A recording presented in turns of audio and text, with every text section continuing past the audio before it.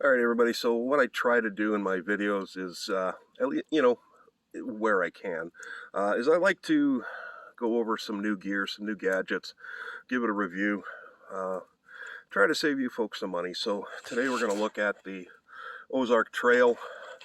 This is the camp stove.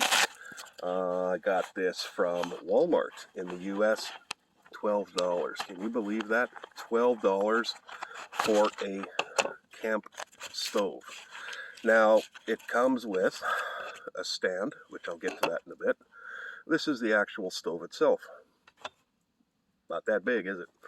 Not really. Move the arms around, and there we go. Kind of something like that. This is your valve, gas on and off, and your strength, and it comes with an adapter. Now, what's the adapter for? Well, normally you would use one of these fuel cans. This is isobutane fuel. So pop the cap off. That's what the tip looks like. If yours doesn't look like that, you're not going to use this stove. So it just simply threads on like so. Make sure the rubber seal is on there. Now, the nice thing about this stove too is that it has, you don't need a match or a lighter. It has its own piezo igniter.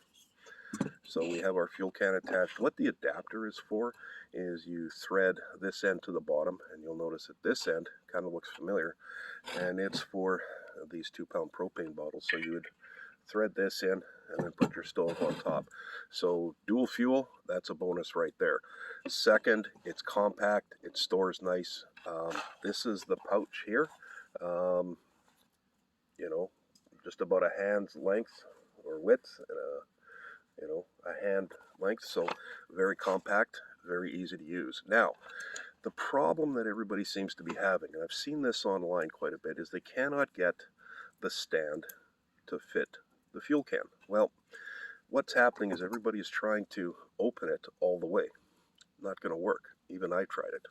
So what I suggest is you close it a little bit, put one side on, put the other side on. Have to close it a little bit here. It's kind of hard to do this with one hand. And just simply, I don't know if you can see it here, but once you get, then you close it. Right? Nice and secure, very stable. I like that feature. I don't have to worry about it tipping over, catching the bush on fire if I happen to be camping in the bush. So that's a bonus too. Real simple to operate. Open your gas valve right here.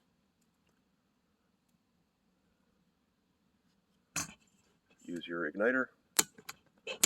Maybe there. We're just going to wait to hear it hiss. And there you go.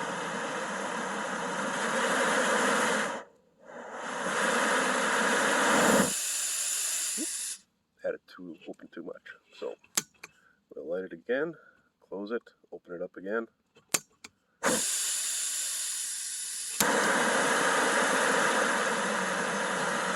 There you go. Pretty simple. Like I said, very stable. You can adjust the flame on this very well. And again, opened it too much. So my impression with this, for $12, you cannot go wrong. The isobutane fuel, I think, was about $8 Canadian. I haven't seen these in Walmart in Canada. Not to say they don't have them, it just I haven't seen them. I got this. This was actually the last one in Grand Forks, North Dakota, so I picked it up. Why not? Thought I'd try it out. And it fits great with your your camp kitchen setup. The stackable pots and pans works great for those. You could, if you really wanted to, I've got myself a full-size pot here, and once you take into account the water, and the handle. You could use it, but this is a little. I'm going to be using my tabletop stove. So yeah, there you have it. The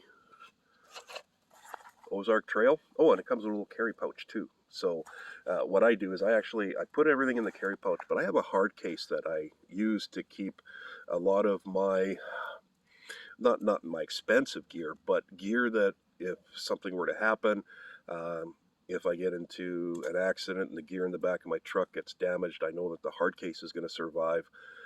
Or if something happens at the campsite, a tree falls on my tote or whatever, I know what if, right?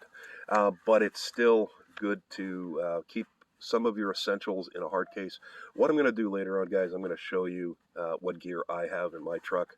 I'm not a stealth camper. I'm not a hiker.